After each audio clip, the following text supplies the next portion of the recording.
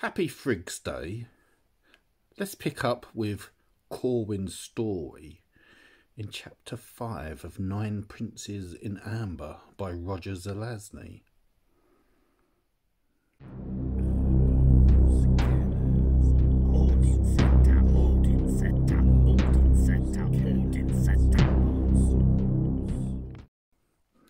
Now I apologise in advance, one, for making this video last weekend, two, that at some point I'm going to stop to pour my tea, and three, I make no apologies for the size of the cup I'm using for my tea, and that on the basis of the last chapter this is going to be a long one as well. So, I don't know, grab your popcorn, put the kettle on, make yourself comfortable, and let's see what happens. We spent 2 evenings making our way to the pink and sable sands of the Great Sea.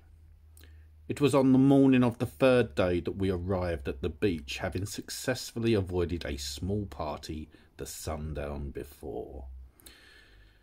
We were loath to step out into the open until we had located the precise spot, Viella Bionin, the stairway to Rebma, and could cross quickly to it. The rising sun cast billions of bright shards into the foaming swell of the waters, and our eyes were dazzled by their dance so that we could not see beneath the surface. We had lived on fruit and water for 2 days, and I was ravenously hungry.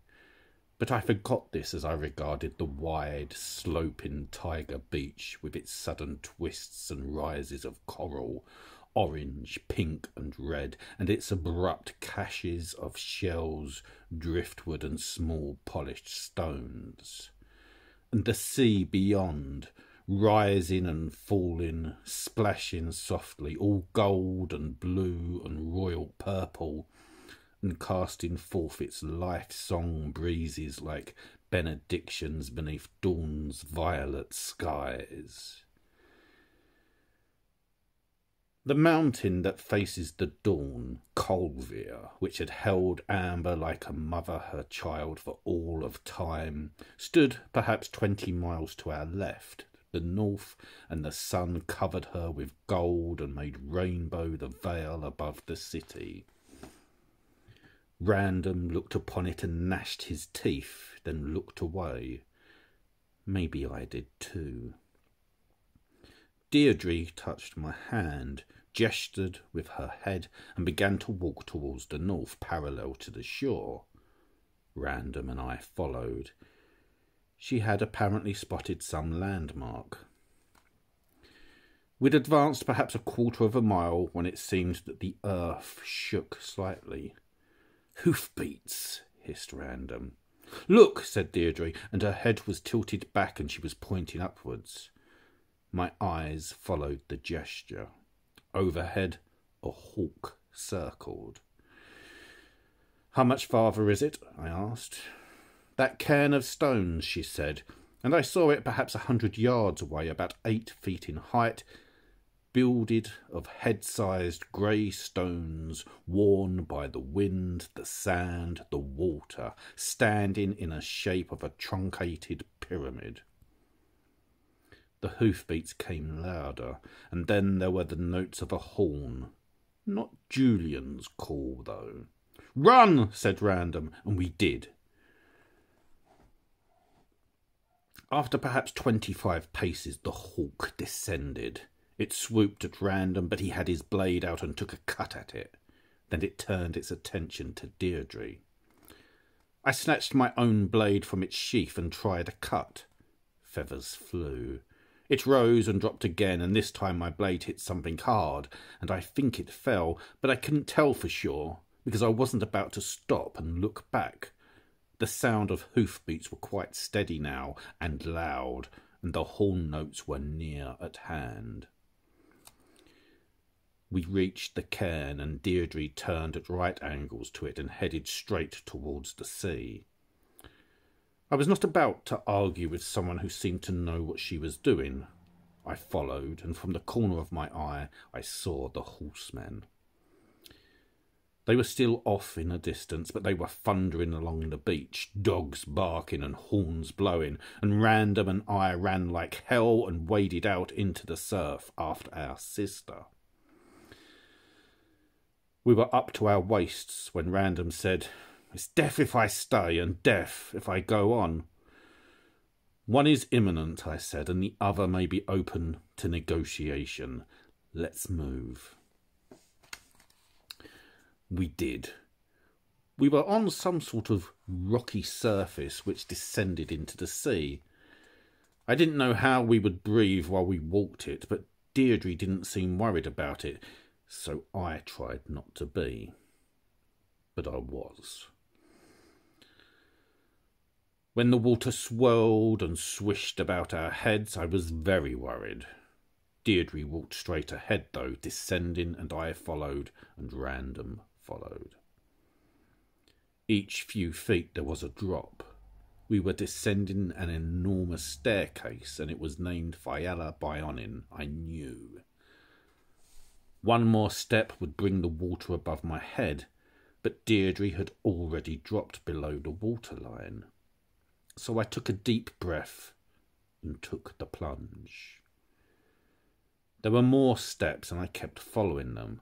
I wondered why my body was not naturally buoyed above them, for I continued to remain erect, and each step bore me downward as though on a natural staircase, though my movements were somewhat slowed. I began wondering what I'd do when I could hold my breath no longer. There were bubbles about Random's head and Deirdre's. I tried to observe what they were doing, but I couldn't figure it. Their breasts seemed to be rising and falling in a normal manner. When we were about 10 feet beneath the surface, Random glanced at me from where he moved at my left side, and I heard his voice. It was as though I had my ear pressed against the bottom of a bathtub, and each of his words came as the sound of someone kicking upon the side. They were clear, though. "I don't think they'll persuade the dogs to follow, even if the horses do," he said. "How are you managing to breathe?" I tried saying, and I heard my own words distantly. "Relax," he said quickly. "If you're holding your breath, let it out, and don't worry. You'll be able to breathe so long as you don't venture off the stairway." "How can that be?" I asked. "If we make it, you'll know," he said, and his voice had a ringing quality to it through the cold and passing green.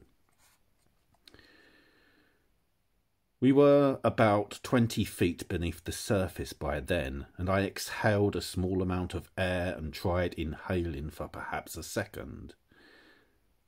There was nothing disturbing about the sensation, so I protracted it. There were more bubbles, but beyond that I felt nothing uncomfortable in the transition. There was no sense of increasing pressure during the next 10 feet or so, and I could see the staircase on which we moved as though through a greenish fog. Down, down, down it led, straight, direct, and there was some kind of light coming from below us. "If we can make it through the archway, we'll be safe," said my sister. "You'll be safe," Random corrected, and I wondered what he had done to be despised in the place called Rebma. "If they ride horses which have never made the journey before, then they'll have to follow on foot," said Random. "In that case, we'll make it." "So they might not follow, if that is the case," said Deirdre. We hurried.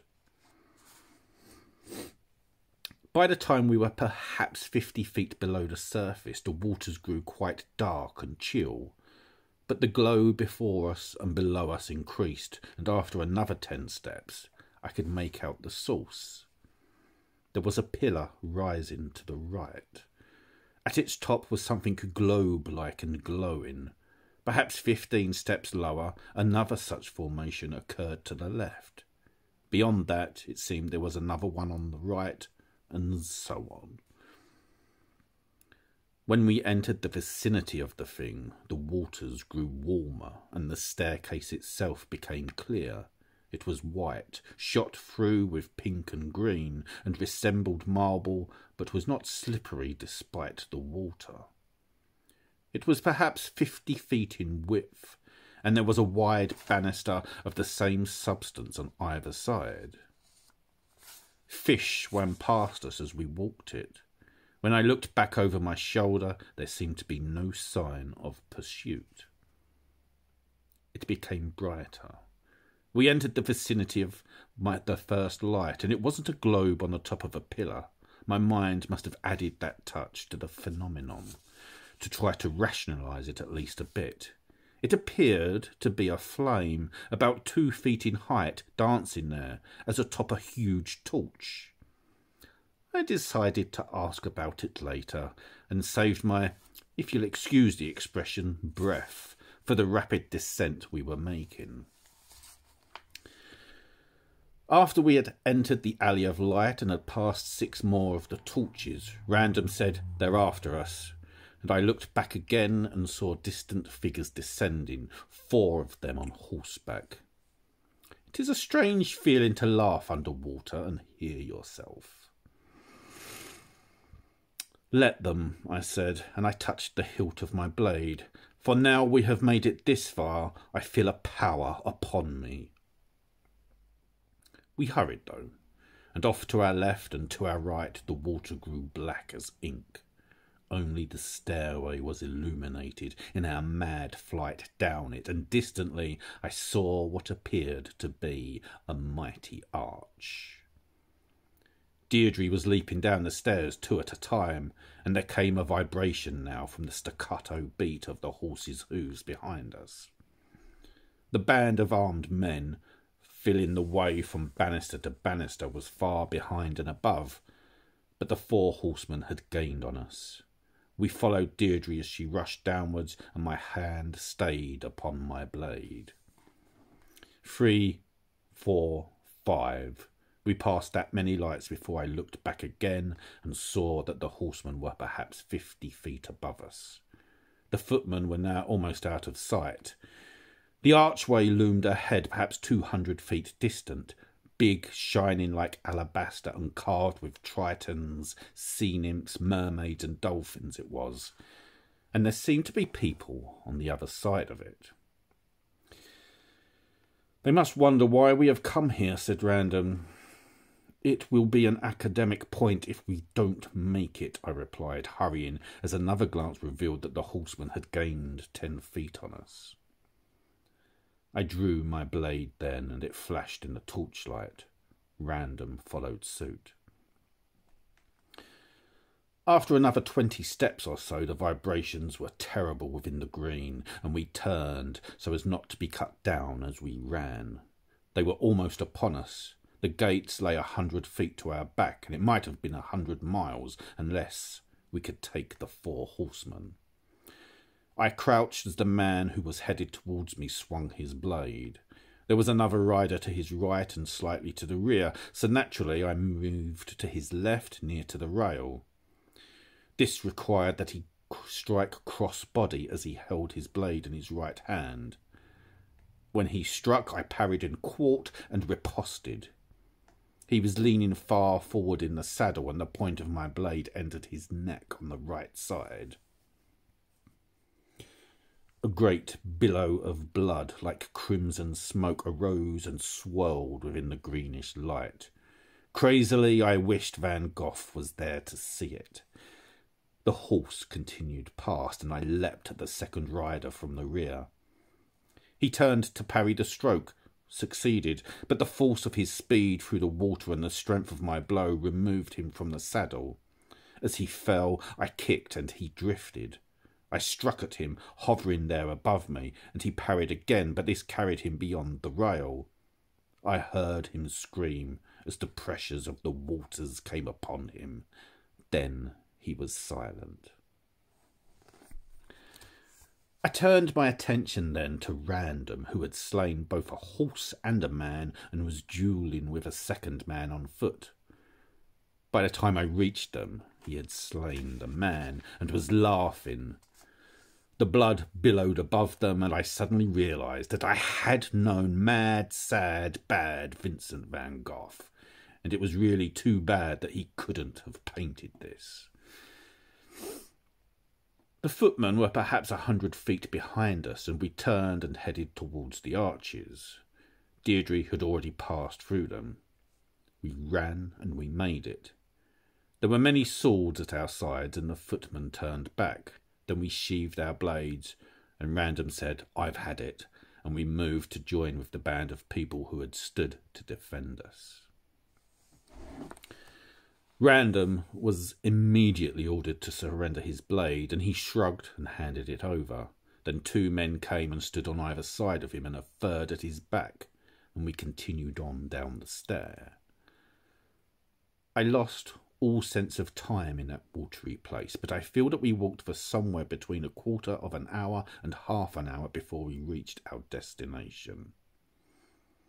The golden gates of Rebma stood before us. We passed through them. We entered the city. So here's my cup of massive tea. Regal Chow from Chai, I should say, sorry, from the Tea and Biscuit Company in Arundel. Very good. This is not an advert.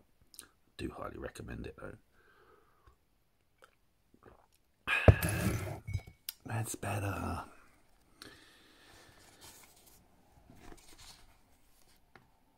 Everything was to be seen through a green haze. There were buildings, all of them fragile and most of them high, grouped in patterns and standing in colours that entered my eyes and tore through my mind, seeking after remembrance.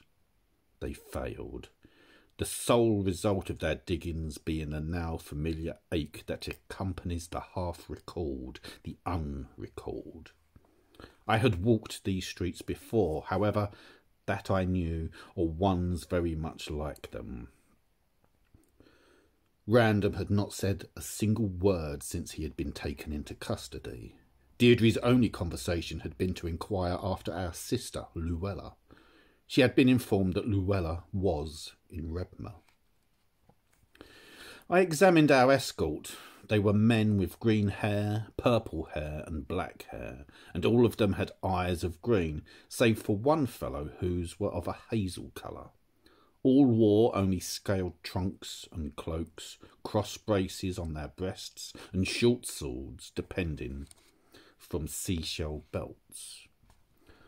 All were pretty much lacking in body hair. None of them spoke to me, though some stared and some glared. I was allowed to keep my weapon.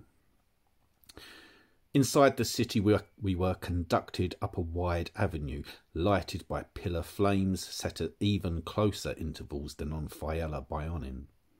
The people stared out at us from behind octagonal tinted windows, and bright-bellied fishes swam by. There came a cool current like a breeze as we turned a corner, and after a few steps, a warm one like a wind. We were taken to the palace in the centre of the city, and I knew it as my hand knew the glove in my belt. It was an image of the Palace of Amber, obscured only by the green and confused by the many strangely placed mirrors which had been set within its walls, inside and out. A woman sat upon the throne in the glassite room I almost recalled, and her hair was green, though streaked with silver, and her eyes were round as moons of jade, and her brows rose like the wings of olive gulls. Her mouth was small, her chin was small, her cheeks were high and wide and rounded. A circlet of white gold crossed her brow, and there was a crystal necklace about her neck. At its tip there flashed a sapphire between her sweet bare breasts, whose nipples were also a pale green. She wore scaled trunks of blue and a silver belt, and she held a sceptre of pink coral in her right hand, and had a ring upon every finger, and each ring had a stone of a different blue within it. She did not smile as she spoke. Knock at the door. I do apologise. Obviously, that's not what the Queen said. "What seek you here, outcasts of amber?" she asked, and her voice was a lisping, soft, flowing thing. Deirdre spoke in reply, saying, "We flee the wrath of the prince who sits in the true city, Eric. To be frank, we wish to work his downfall. If he is loved here, we are lost, and we have delivered ourselves into the hands of our enemies. But I feel he is not loved here, so we come asking aid, gentle Moira." "I will not give you troops to assault Amber," she replied. "As you know, the chaos would be reflected within my own realm." "That is not what we would have of you, dear Moira," Deirdre continued. "But only a small thing, to be achieved at no pain or cost to yourself or your subjects." "Name it, for, as you know, Eric is almost as disliked here as this recreant who stands at your left hand." And with this she gestured at my brother, who stared at her in frank and insolent appraisal, a small smile playing about the corners of his lips. If he was going to pay, whatever the price, for whatever he had done, I could see that he would pay it like a true prince of Amber, as our 3 dead brothers had done ages ago, I suddenly recalled. He would pay it, mocking them the while, laughing, though his mouth was filled with the blood of his body, and as he died he would pronounce an irrevocable curse which would come to pass. I too had this power, I suddenly knew, and I would use it if circumstances required its use. "The thing I would ask," Deirdre said, "is for my brother Corwin, who is also brother to the Lady Luella, who dwells here with you. I believe that he has never given you offence." "That is true, but why does he not speak for himself?" "This is a part of the problem, lady. He cannot, for he does not know what to ask. Much of his memory has departed from an accident which occurred when he dwelled among shadows. It is to restore his remembrance that we have come here, to bring back his recollection of the old days, that he might oppose Eric in Amber." "Continue," said the woman on the throne, regarding me through the shadows of her lashes on her eyes. "In a place in this building," she said, "there is a room where few would go. In that room," she continued, "upon the floor, traced in fiery outline, there lies a duplicate of the thing we call the pattern. Only a son or daughter of Amber's late liege may walk this pattern and live. It gives to such a person a power over shadow." Here Moira blinked several times, and I speculated as to the number of her subjects she had sent upon that path to gain some control of this power for Rebma. Of course she had failed. "To walk the pattern," Deirdre went on, "should, we feel, restore to Corwin his memory of himself as a prince of Amber. He cannot go to Amber to do it, and this is the only place I know where it is duplicated other than Ternog. Of course, we may not go at this time." Moira turned her gaze upon my sister, swept it over random, returned it to me. "Is Corwin willing to essay this thing?" she asked. I bowed. "Willing, my lady," I said, and she smiled then. "Very well, you have my permission. I can guarantee you no guarantees of safety beyond my realm, however. "As to that, your majesty," said Deirdre, "we expect no boons, but will take care of it ourselves upon our departure." "Safe for Random," she said. "Who will be quite safe?" "What mean you?" asked Deirdre, for Random would not, of course, speak for himself under the circumstances. "Surely you recall," she said, "that one time Prince Random came into my realm as a friend and did thereafter depart in haste with my daughter Morganthe." "I have heard this said, Lady Moira, but I am not aware of the truth or the baseness of the tale." "It is true," said Moira, "and a month thereafter was she returned to me. Her suicide came some months after the birth of her son, Martin.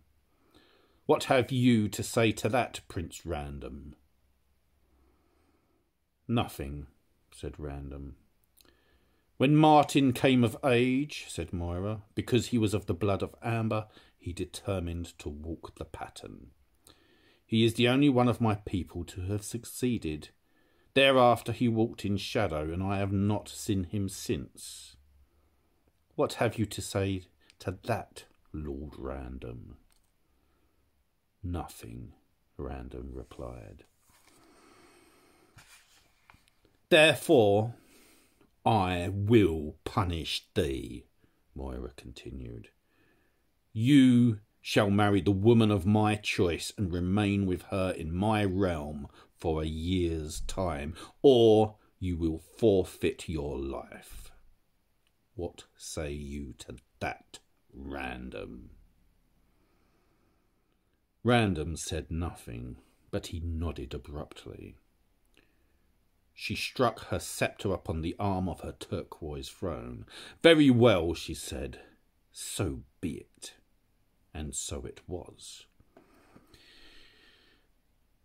We repaired to the chambers she had granted us there to refresh ourselves. Subsequently, she appeared at the door of my own. "Hail, Moira," I said. "Lord Corwin of Amber, often have I wished to meet thee." "And I thee," I lied. "Your exploits are legend." "Thank you, but I barely recall the high points." "May I enter here?" "Certainly," and I stepped aside. She moved into the well-appointed suite she had granted me. She seated herself upon the edge of the orange couch. "When would you like to essay the pattern?" "As soon as possible," I told her. She considered this and said, "Where have you been among shadows?" "Very far from here," I said, "in a place that I learned to love." "It is strange that a Lord of Amber should possess this capacity." "What capacity?" "To love," she replied. "Perhaps I chose the wrong word." "I doubt it," she said, "for the ballads of Corwin do touch upon the strings of the heart." "The lady is kind."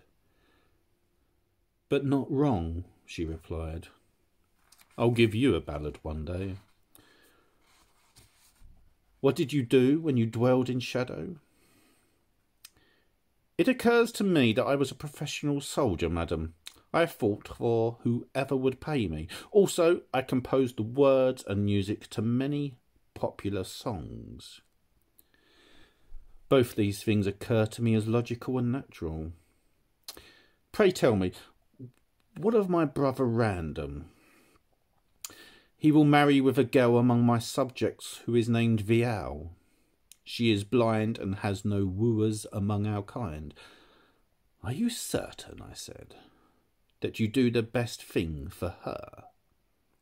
"She will obtain good status in this manner," said Moira, "though he depart after a year and never return. For whatever else may be said of him, he is a Prince of Amber." "What if she comes to love him?" "Could anyone really do this thing?" "In my way I love him as a brother." "Then this is the first time a son of Amber has ever said such a thing. and I attribute it to your poetic temperament. Whatever, said I. Be very sure that this is the best thing for the girl. I have considered it, she told me, and I am certain. She will recover from whatever pain he inflicts, and after his departure she will be a great lady of my court. So may it be, I said, and looked away, feeling a sadness come over me. For the girl, of course. What may I say to you? I said. Perhaps you do a good thing. I hope so. And I took her hand and kissed it. You, Lord Corwin, are the only Prince of Amber I might support, she told me, save possibly for Benedict. He is gone these 12 years and 10, however, and Leah knows where his bones may lie. Pity. I did not know this, I said. My memory is so screwed up. Please bear with me. I shall miss Benedict and he be dead. He was my master of arms and taught me all of weapons. But he was gentle. As are you, Corwin, she told me, taking my hand and drawing me towards her. No, not really, I replied, as I seated myself on the couch at her side. Then she said, We've much time till we dine. Then she leaned against me with the front of her shoulder, which was soft. When do we eat? I asked. Whenever I declare it, she said, and she faced me more fully. So I drew her upon me and found the catch to the buckle which covered the softness of her belly. There was more softness beneath, and her hair was green. Upon the couch I gave her her ballad. Her lips replied without words. Bow chicka wow wow. Corwin's so smooth.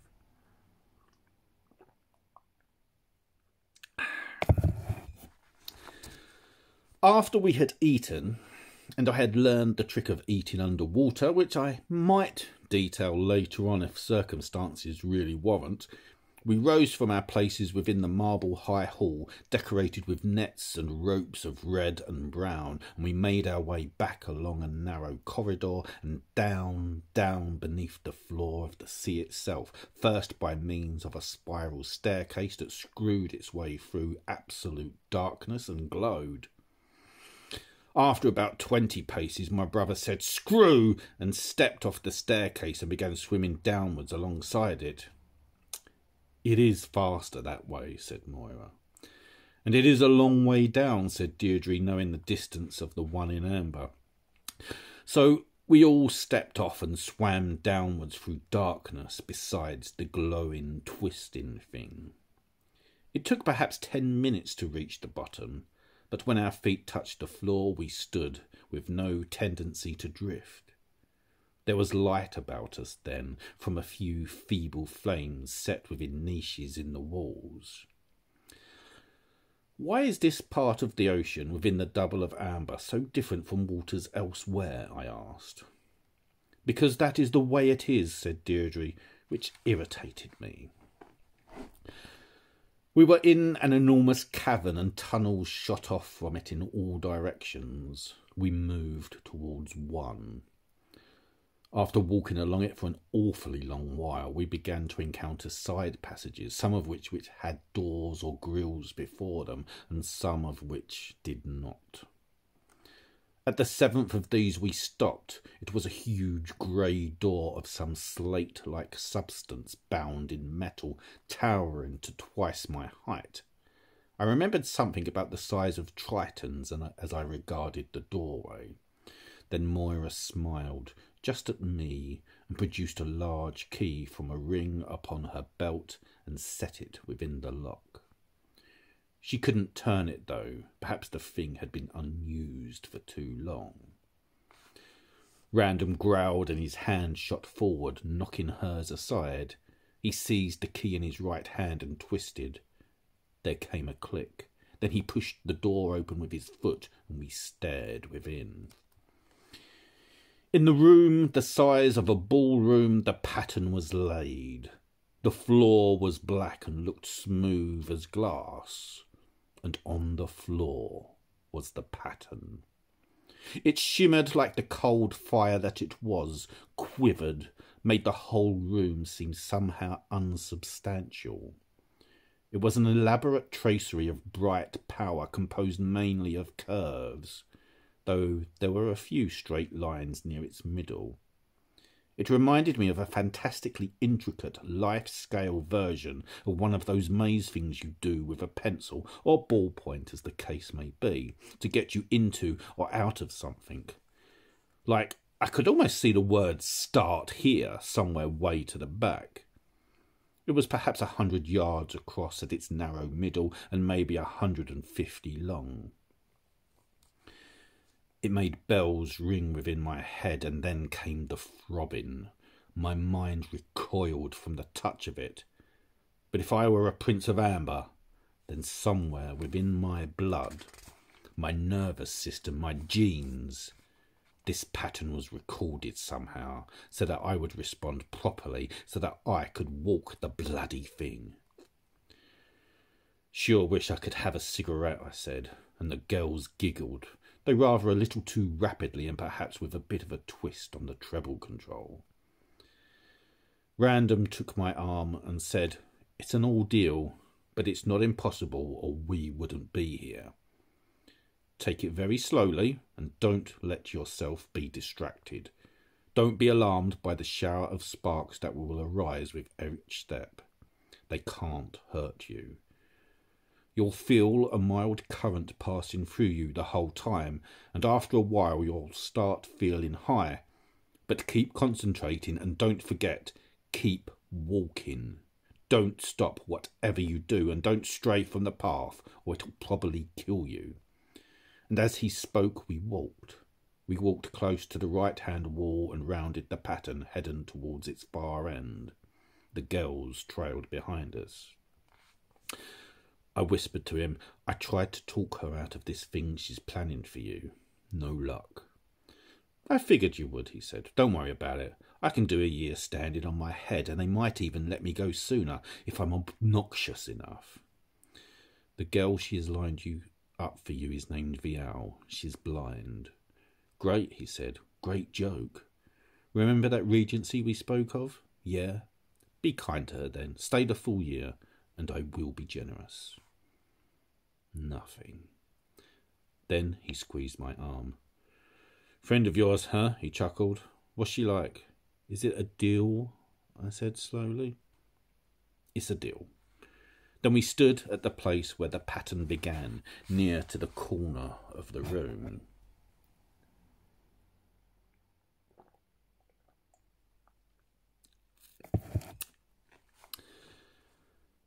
I moved forward and regarded the line of inlaid fires that started near to the spot where I had placed my right foot. The pattern constituted the only illumination within the room. The waters were chill about me. I strode forward, setting my left foot upon the path. It was outlined by blue-white sparks. Then I set my right foot upon it, and I felt the current Random had mentioned. I took another step. There was a crackle, and I felt my hair beginning to rise.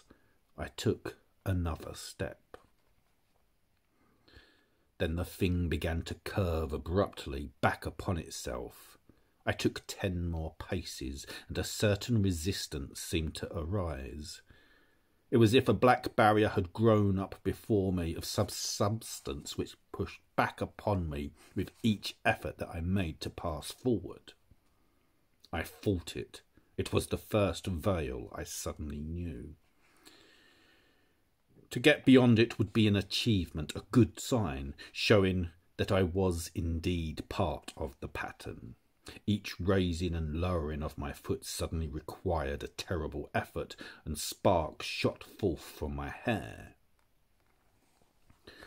I concentrated on the fiery line. I walked it, breathing heavily. Suddenly, the pressure was eased. The veil had parted before me as abruptly as it had occurred. I had passed beyond it and acquired something. I had gained a piece of myself.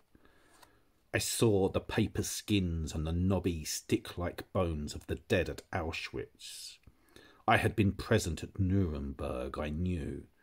I heard the voice of Stephen Spender recite in Vienna, and I saw Mother Courage cross the stage on the night of the Brecht premiere. I saw the rockets leap up from the stained hard places Peenemünde, Vandenberg, Kennedy, Gzilkum in Kazakhstan, and I touched with my hands the wall of China. We were drinking beer and wine, and Shakespeare said he was drunk and went off to puke. I entered the green forests of the Western Reserve and took 3 scalps one day. I hummed a tune as we marched along, and it caught on. It became Opry de ma Blonde. I remembered my life within the shadow place its inhabitants had called the earth. 3 more steps, and I held a bloody blade, and saw 3 dead men and my horse on which I had fled the revolution in France, and more, so much more, back to... I took another step, back to... the dead. They were all about me. There was a horrible stink, the smell of decaying flesh, and I heard the howls of a dog who was being beaten to death. Billows of black smoke filled the sky, and an icy wind swept around me, bearing a few small drops of rain. My throat was parched, and my hands shook, and my head was on fire. I staggered alone, seeing everything through the haze of the fever that burned me. The gutters were filled with garbage and dead cats and the emptyings of chamber pots. With a rattle and the ringing of a bell, the death wagon thundered by, splashing me with mud and cold water. How long I wandered, I do not know, before a woman seized my arm and I saw a death's head ring upon her finger. She led me to her rooms, but discovered there that I had no money and was incoherent. A look of fear crossed her painted face, erasing the smile of her bright lips, and she fled, and I collapsed upon her bed. Later, again, how much later I do not know, a big man, the girl's Black Davy, came and slapped me across the face and dragged me to my feet. I seized his right biceps and hung on. He half carried, half pulled me towards the door. When I realised that he was going to cast me out into the cold, I tightened my grip to protest it. I squeezed with all my remaining strength, mumbling half-coherent pleas. Then, through sweat and tear-filled eyes, I saw his face break open and heard a scream come forth from between his stained teeth. The bone in his arm had broken where I'd squeezed it. He pushed me away with his left hand and fell to his knees, weeping. I sat upon the floor, and my head cleared for a moment. I am staying here, I said, until I feel better. Get out! If you come back, I'll kill you. You've got the plague, he cried. They'll come for your bones tomorrow. And he spat then, got to his feet, and staggered out. I made it to the door and barred it. Then I crawled back to the bed and slept. If they came for my bones the next day, they were disappointed. For perhaps 10 hours later, in the middle of the night, I awoke in a cold sweat and realised my fever had broken. I was weak, but rational once more. I realised I had lived through the plague. I took a man's cloak I found in the wardrobe and took some money I found in a drawer. Then I went forth into London and the night, in a year of the plague, looking for something. I had no recollection of who I was or what I was doing there. That was how it had started. I was well into the pattern now, when the sparks flashed continually about my feet, reaching to the height of my knees. I no longer knew which direction I faced or where Random and Deirdre and Moira stood. The current swept through me, and it seemed my eyeballs were vibrating. Then came a pins and needles feeling in my cheeks and a coldness on the back of my neck. I clenched my teeth to keep them from chattering. The auto accident had not given me my amnesia. I had been without full memory since the reign of Elizabeth I. Flora must have concluded that the recent accident had restored me. She had known of my condition. I was suddenly struck by the thought that she was on that shadow earth, mainly to keep tabs on me. Since the 16th century, then. That I couldn't say. I'd find out, though. I took 6 more rapid steps, reaching the end of an arc and coming to the beginning place of a straight line. I set my foot upon it, and with each step that I took, another barrier began to rise against me. It was the second veil. There was a right-angle turn, then another, then another. I was a prince of amber, it was true. There had been 15 brothers, and 6 were dead. There had been 8 sisters, and 2 were dead, possibly 4.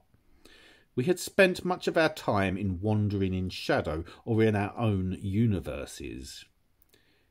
It is an academic, though valid, philosophical question as to whether one with power over shadow could create his own universe. Whatever the ultimate answer, from a practical point, we could. Another curve began, and it was as though I were walking in glue as I moved slowly along it. 1, 2, 3, 4. I raised my fiery boots and let them down again. My head throbbed and my heart felt as though it were fibrillating to pieces. Amber. The going was suddenly easy once more as I remembered Amber. Amber was the greatest city which had ever existed or ever would exist. Amber had always been and always would be, and every other city everywhere, every other city that existed was but a reflection of a shadow of some phase of Amber. Amber, Amber, Amber, I remember thee. I shall never forget thee again. I guess deep inside me I never really did. Through all those centuries I wandered the shadow earth, for often at night my dreams were troubled by images of thy green and golden spires and thy sweeping terraces. I remembered thy wide promenades and the decks of flowers golden and red.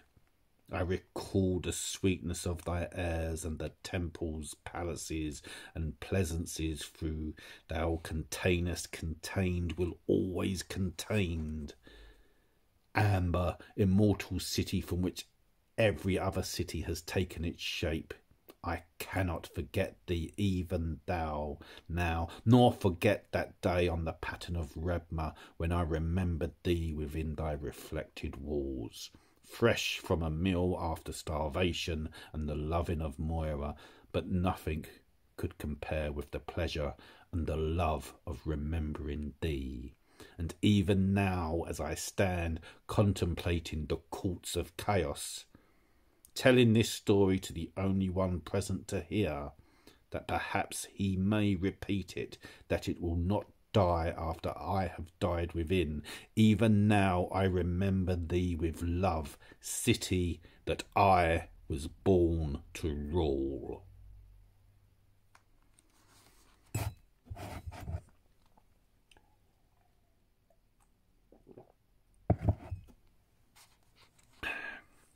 "10 paces, then a swirling filigree of fire confronted me. I essayed it, my sweat vanishing into the waters as fast as it sprang forth.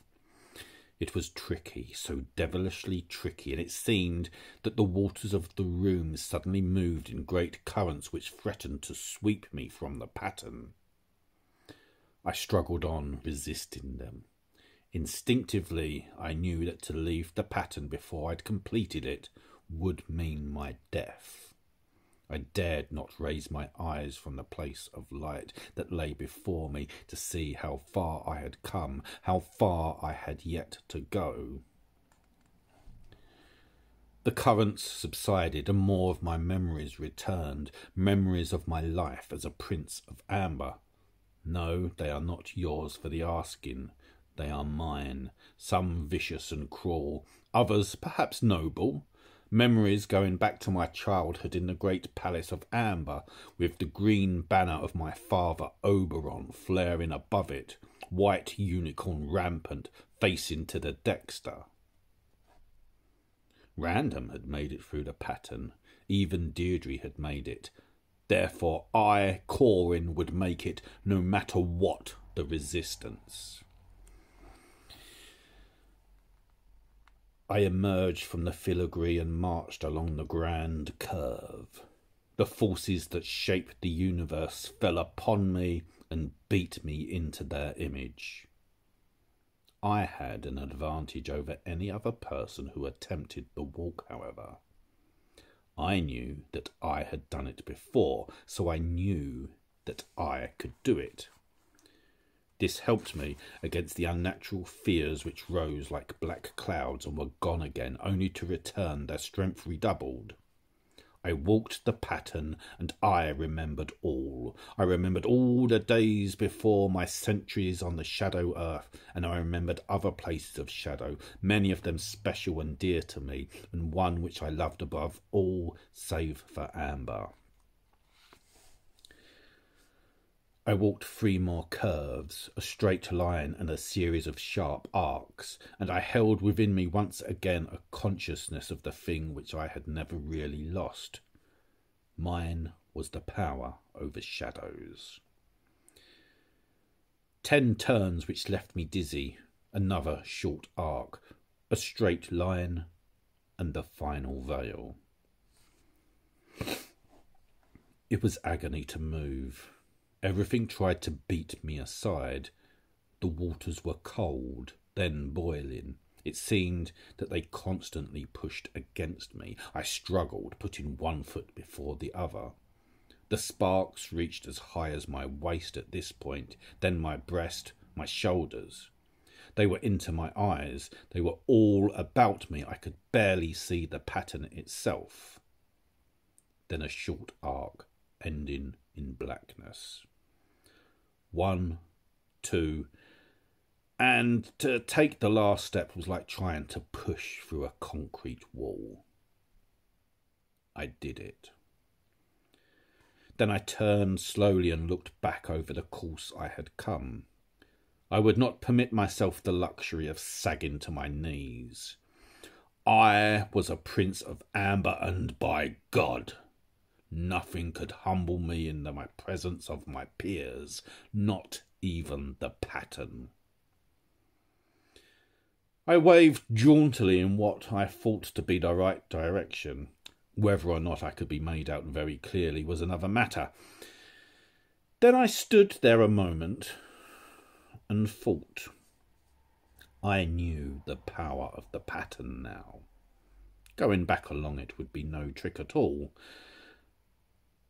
But why bother? I lacked my deck of cards, but the power of the pattern could serve me just as well. They were waiting for me, my brother and sister and Moira with her fires like marble pillars. Deirdre could take care of herself from here on out. After all, we'd saved her life. I didn't feel obligated to go on protecting her on a day-by-day basis. Random was stuck in Rebma for a year, unless he had guts enough to leap forward and take the pattern to this steel centre of power and perhaps escape. And as for Moira, it had been nice knowing her, and maybe I'd see her again some day, and like that. I closed my eyes and bowed my head. Before I did so, though, I saw a fleeting shadow. Random? Trying it? Whatever, he wouldn't know where I was headed. No one would. I opened my eyes and I stood in the middle of the same pattern in reverse. I was cold and I was damn tired, but I was in amber, in the real room, of which the one I had departed was but an image. From the pattern, I could transfer myself to any point I wished within amber. Getting back would be a problem, however. So I stood there and dripped and considered. If Eric had taken the royal suite, then I might find him there, or perhaps in the throne room, but then I'd have to make my own way back to the place of power. I'd have to walk the pattern again in order to reach the escape point. I transferred myself to a hiding place I knew of within the palace. It was a windowless cubicle into which some light trickled from observation slits high overhead. I bolted its one sliding panel from the inside, dusted off a wooden bench set beside the wall, spread my cloak upon it and stretched out for a nap. If anyone came groping his way down from above, I'd hear him before he reached me. I slept.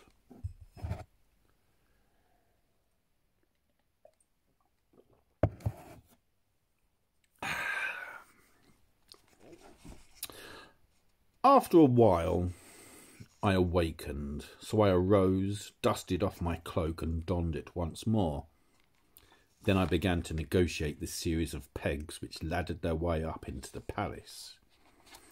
I knew where it was, the third floor by the markings on the walls. I swung myself over to a small landing and searched for the peephole. I found it and gazed through. Nothing. The library was empty, so I slid back the panel and entered. Within, I was stricken by the multitudes of books. They always do that to me. I considered everything, including the display cases, and finally moved towards the place where a crystal case contained everything that led up to a family banquet. Private joke. It held 4 decks of the family cards, and I sought about for a means of obtaining one without setting off an alarm which might keep me from using it. After 10 minutes, I succeeded in gimmicking the proper case. It was tricky. Then, pack in hands, I found a comfortable seat for the consideration thereof. The cards were just like Flora's, and they held us all under glass and were cold to the touch. Now, too, I knew why. So I shuffled and spread them all out before me in the proper manner. Then I read them, and I saw that bad things were in store for the entire family. And I gathered them all together then, save for one. It was the card depicting my brother Blaze. I replaced the others in their case and tucked it into my belt. Then I considered Blaze. At about that time there came a scratching in the lock of the great door to the library. What could I do? I loosened my blade in its scabbard and waited. I ducked low behind the desk, though. Peering out, I saw that it was a guy named Dick, who had obviously come to clean the place as he set out emptying the ashtrays and waste baskets and dusting the shelves. Since it would be demeaning to be discovered, I exposed myself. Not like that. I rose and said, "Hello, Dick. Remember me?" He turned, 3 kinds of pale, half-bolted, and said, "Of course, Lord. How could I forget?" "I suppose it would be possible, after all this time." "Never, Lord Corwin," he replied. "I suppose I'm here without official sanction and engaged in a bit of illicit research," I said. "But if Eric doesn't like it when you tell him that you saw me, Please explain that I was simply exercising my rights, and he will be seeing me personally soon. I'll do that, my lord, he said, bowing. Come sit with me for a moment, friend Dick, and I'll tell you more. And he did, so I did. There was a time, I said, addressing this ancient visage, when I was considered gone for good and abandoned forever. Since I still live, however, and since I maintain all my faculties, I fear that I must dispute Eric's claim to the throne of Amber. Though it's not a thing to be settled simply, as he is not the firstborn, nor do I feel he would enjoy popular support if another were in sight. For these, among other reasons, most of them personal, I am about to oppose him. I have not yet decided how nor upon what grounds, but by God, he deserves opposition. Tell him that. If he wishes to seek me, tell him that I dwell among shadows, but different ones than before. He may know what I mean by that. I will not be easily destroyed, for I will guard myself at least as well as he does here. I will oppose him from hell to eternity, and I will not cease until one of us is dead. What say you to this, old retainer? And he took my hand and kissed it. Hail to thee, Corwin, Lord of Amber, he said, and there was a tear in his eye. Then the door cracked a crack behind him and swung open. Eric entered. Hello, said I, rising and putting a most obnoxious twang to my voice.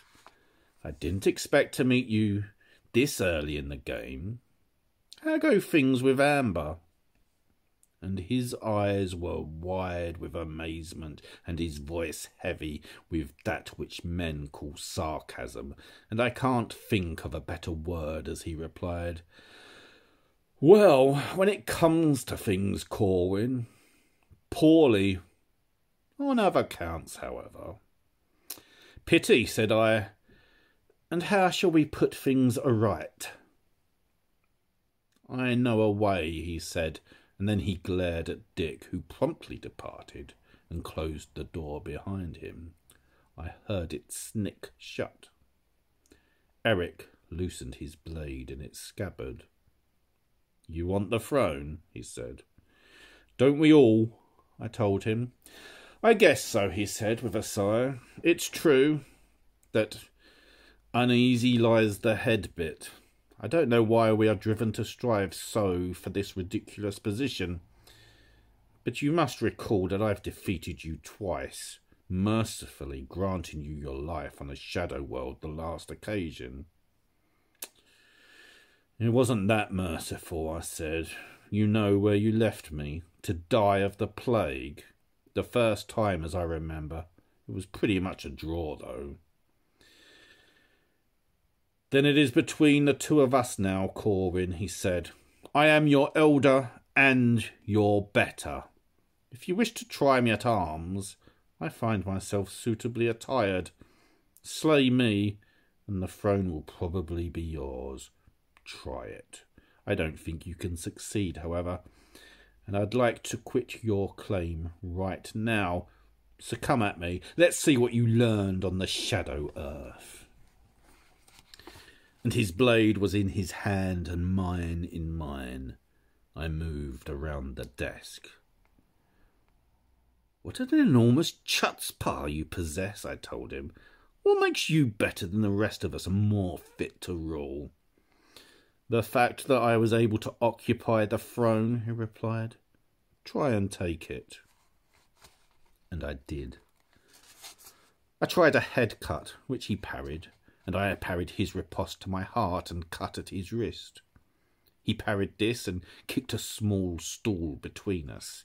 I set it aside, hopefully in the direction of his face, with my right toe, but it missed, and he had at me again. I parried his attack, and he mine. Then I lunged, was parried, was attacked, and parried again myself. I tried a very fancy attack I'd learned in France, which involved a beat, a feint in quarte, a feint in sixte, and a lunge veering off into an attack on his wrist. I nicked him, and the blood flowed. "Oh, damnable brother," he said, retreating. "Report has it random accompanies thee." "This is true," said I.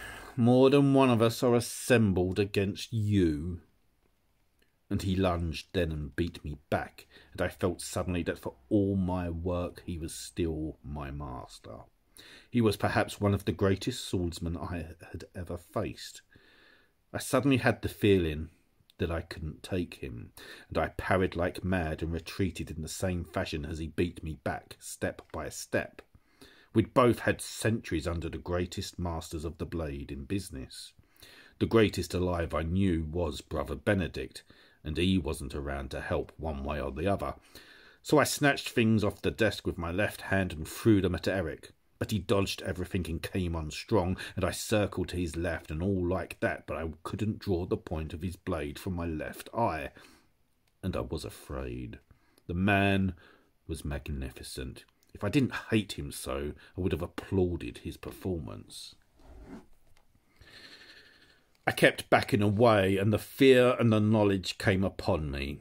I knew I still couldn't take him. He was a better man than I was when it came to the blade. I cursed this, but I couldn't get around it. I tried 3 more elaborate attacks and was defeated on each occasion. He parried me and made me retreat before his own attacks. Now, don't get the wrong idea. I'm damn good. It's just that he seemed better. Then there were some alarms and excursions in the hall outside. Eric's retainers were coming, and if he didn't kill me before they arrived, then I was confident that they'd do the job, probably with a bolt from a crossbow. There was blood dripping from his right wrist. His hand was still steady, but I had the feeling then that under other circumstances, by fighting a defensive fight, I just might be able to wear him down with that wrist injury going against him, and perhaps I could get through his guard at the proper moment when he began to slow. I cursed softly, and he laughed. "You're a fool to have come here," he said. He didn't realise what I was doing until it was too late. I'd been retreating until the door was at my back. It was risky, leaving myself with no room for retreat, but it was better than sure death. With my left hand I managed to drop the bar. It was a big, heavy door, and I'd have to knock it down now to get in. That gave me a few more minutes. It also gave me a shoulder wound from an attack I could only partly parry as I dropped the bar. But it was my left shoulder. My sword arm remained intact. I smiled to put up a good front. "Perhaps you were a fool to enter here," I said. "You're slowing, you know." And I tried a hard, fast, vicious attack. He parried it, but he fell back 2 paces in doing so. "That wound's getting to you," I added. "Your arm's weakening. You can feel the strength leaving it." "Shut up," he said, and I'd realised I'd gotten through to him. This increased my chances by several %, I decided, and I pressed him as hard as I could, realising I couldn't keep that pace up very long. But Eric didn't realise it. I'd planted the seeds of fear, and he fell back before my sudden onslaught. There was a banging on the door, but I didn't have to worry about that for a while anyway. "I'm going to take you, Eric," I said. "I'm tougher than I used to be, and you've had it, brother." I saw the fear begin in his eyes, and it spread over his face, and his style shifted to follow suit. He began fighting a completely defensive battle, backing away from my attack. I'm sure he wasn't faking it either. I felt I had bluffed him, for he had always been better than I. But what if it had been partly psychological on my part too? What if I had almost beaten myself with this attitude which Eric had helped to foster? What if I had bluffed myself all along? Maybe I was as good. With a strange sense of confidence, I tried the same attack I had used before, and I scored, leaving another trail of red on his forearm. "That was rather stupid, Eric," I said, "to fall for the same trick twice." And he backed around a wide chair. We fought across it for a time.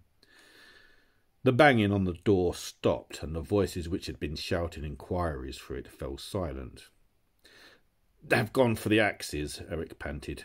"They'll be in here in no time."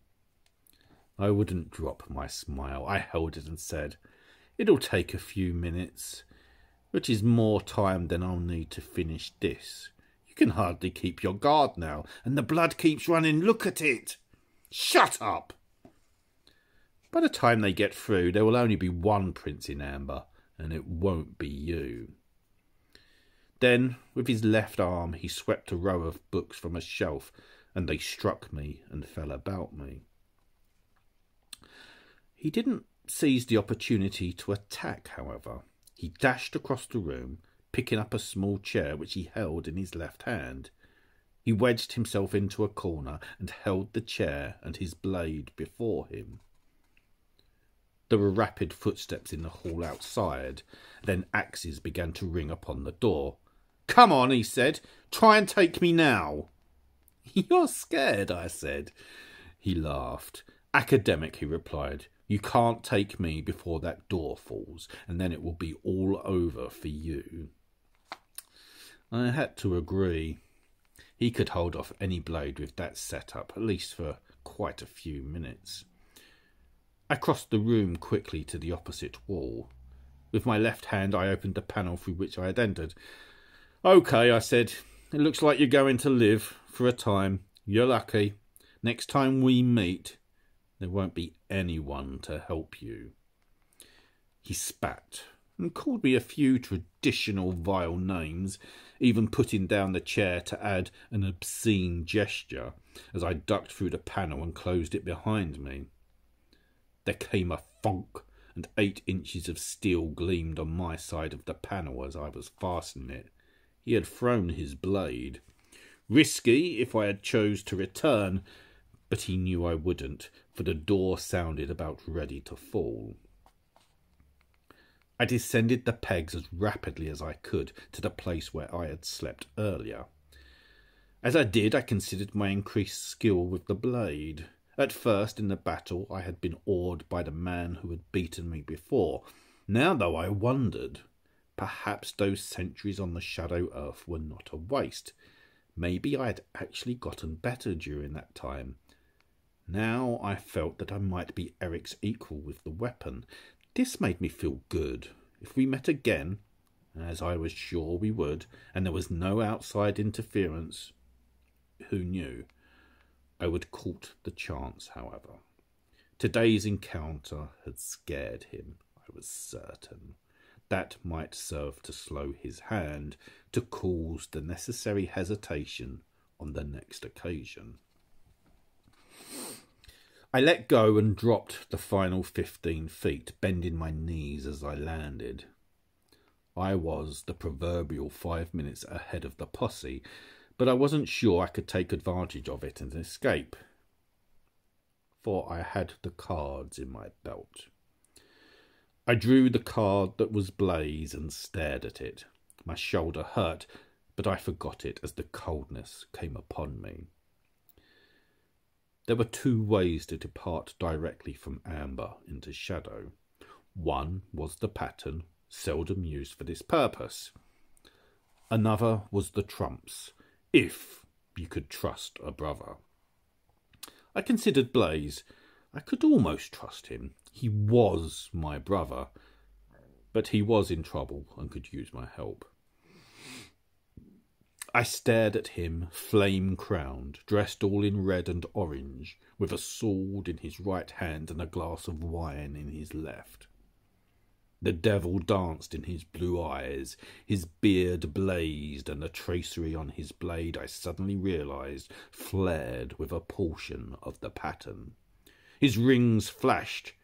He seemed to move. The contact came like an icy wind. The figure on the card seemed life-sized now and changed position into whatever stance he presently held. His eyes did not quite focus upon me, and his lips moved. "Who is it?" they said, and I heard the words. "Corwin," said I, and he held forth his left hand, which no longer bore the goblet. "Then come to me, if you would." I reached forth, and our fingers met. I took a step. I was still holding the card in my left hand, but Blaze and I stood together on a cliff, and there was a chasm to our side and a high fortress to our other side. The sky above us was the colour of flame. "Hello, Blaze," I said, tucking the card into my belt with the others. "Thanks for the assistance." I suddenly felt weak and realised the blood was still flowing from my left shoulder. "You're wounded," he said, throwing an arm about my shoulders, and I started to nod, but fainted instead.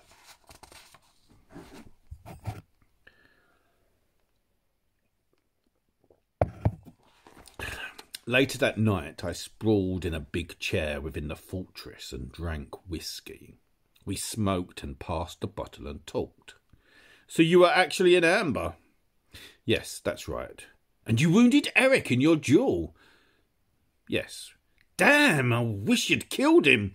Then he reflected. "Well, maybe not. Then you'd have held the throne. I might have had a better chance against Eric. Then I'd have had to go against you. I don't know. What are your plans?" I decided upon complete honesty. "We all want the throne," I said, "so there's no reason to lie to one another. I'm not about to try killing you for it. That would be foolish. But on the other hand, I'm not about to renounce my claim because I'm enjoying your hospitality. Brandon would like it, but he's pretty much out of the picture. No one has heard from Benedict for some time now. Gerard and Kane seem to be supporting Eric rather than promoting their own claims. The same goes for Julian. That leaves Brand and our sisters. I don't know what the hell Brand is up to these days, but I do know that Deirdre is without power unless she and Luella can raise something in Rebma, and Flora is Eric's creature. I don't know what Fiona is up to." "And so that leaves us," said Blaze, pouring us each another drink. "Yes, you're right. I don't know what's going on in everyone's head right now, but I can assess our relative strengths, and I think I'm in the best position. You made a wise choice in coming to me. Support me, and I'll give you a regency." "Bless your heart," I said. "We'll see." We sipped our whiskies. "What else is there to do?" he asked, and I realised that the question was important. "I might raise an army of my own to lay siege to Amber," I told him. "Where among shadows lies your army?" he inquired. "That, of course, is my affair," I said. "I don't think I'd oppose you. When it comes to monarchs, I'd like to see either you, me, Gerard, or Benedict, if he still lives upon the throne." "Preferably you, of course." "Of course. Then we understand one another, so I think we can work together for the time being." "And I agreed. Else I would not have delivered myself into your hands." He smiled within his beard. "You needed someone," he said, "and I was the lesser evil." "True," I agreed. "I wish Benedict were here. I wish Gerard had not sold out." "Wishes, wishes," I told him. "Wish in one hand and do something else in the other, and squeeze them both and see which comes true." "Well taken," he said. We smoked a while in silence. "How far can I trust you?" he asked. "As far as I can trust you." Then let's make a deal. Frankly, I had thought you dead for many years.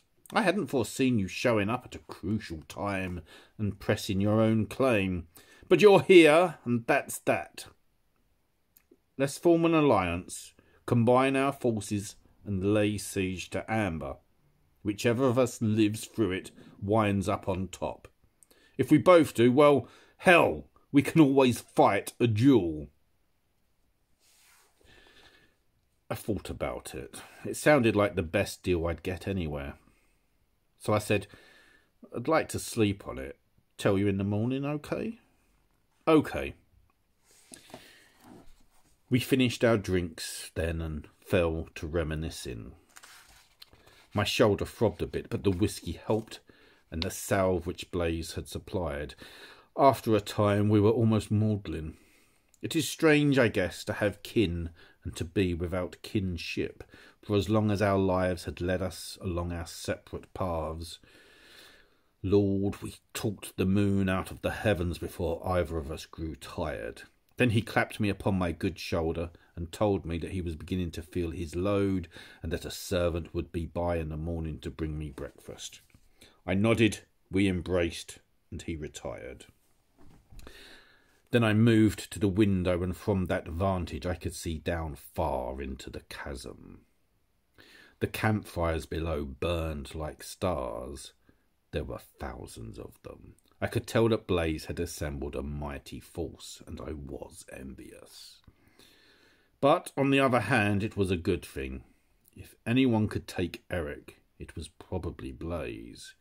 He wouldn't be a bad thing in Amber. It was just that I preferred me.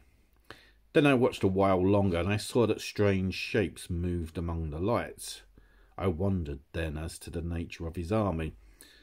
Whatever, it was more than I possessed. I made my way back to the table and poured me a final drink. Before I quaffed it, however, I lit a taper. In its light, I withdrew the pack of cards I had stolen.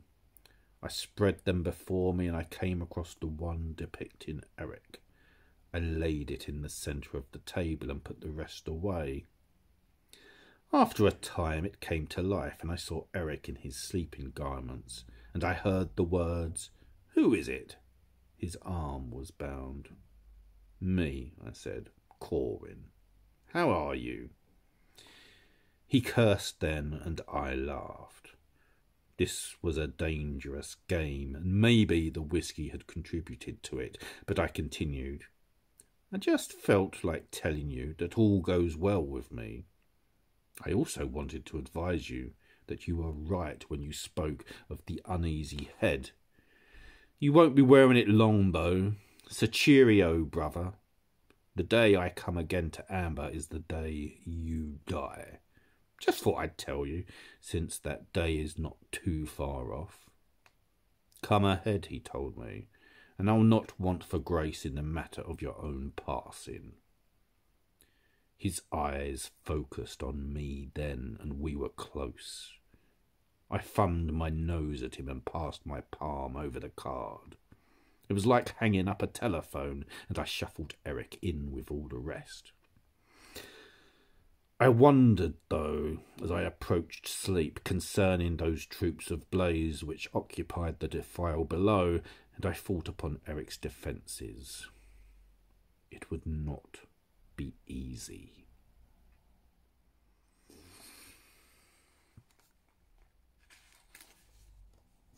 There endeth the chapter.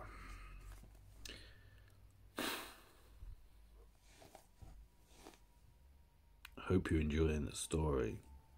I'll see you soon. Goodbye.